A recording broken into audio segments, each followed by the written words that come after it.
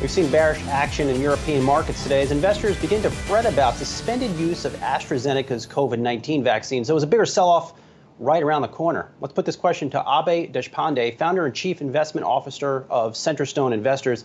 Abhay, good to see you again here. So I'll put that question to you. Do you think we're at risk of seeing a broader sell-off in European equities? Because realistically, if you pull back on the AstraZeneca vaccine, that could delay the economic recoveries. Yeah, I think a broad sell-off, like a major one that would be something to position for, is I find it unlikely. I think that this is basically just maybe delaying things that were already delayed.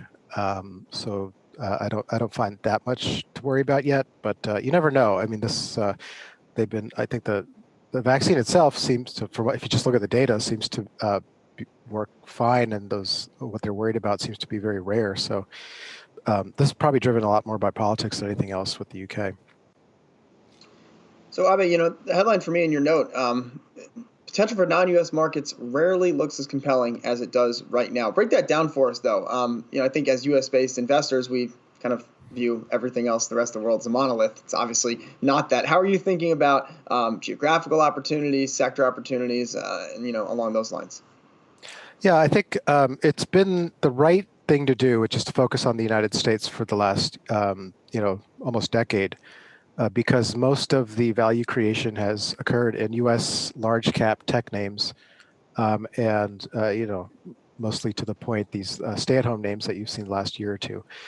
Now, I've been doing this long enough that I can appreciate that markets, often over correct in one way or the other, and eventually rebalance. And so it's easy to forget that actually for most of the 2000s, the European markets, like much of the 90s and 2000s, European markets did much better than US markets. Small cap did much better than large cap.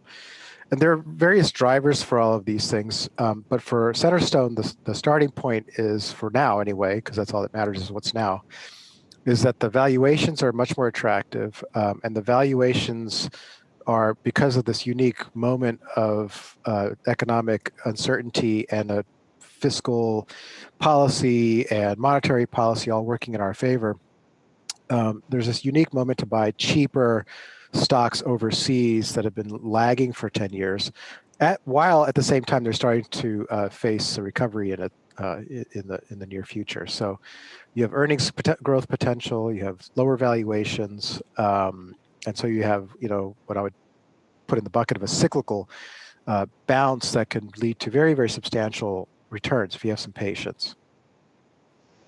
What country, Abhay, do you think has the cheapest valuations relative to their future growth potential?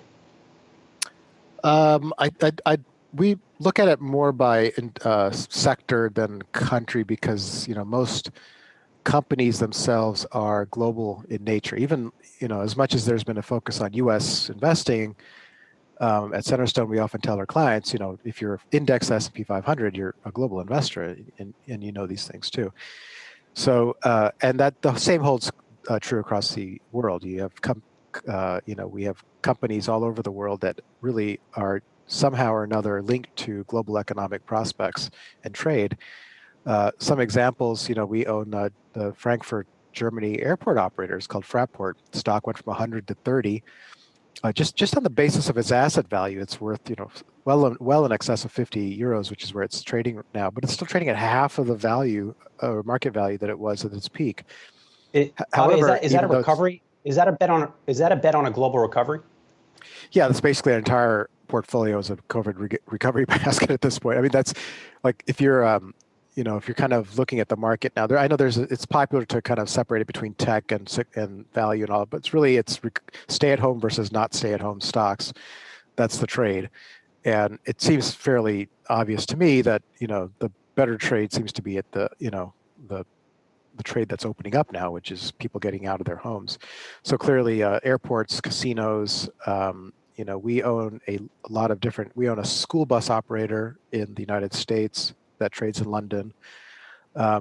These stocks are veritable gold mines, or I guess, given my audience, Bitcoin mines, where you have substantial room for value price appreciation, because the stock markets are still very, very, they very much underappreciate the intrinsic values of these businesses.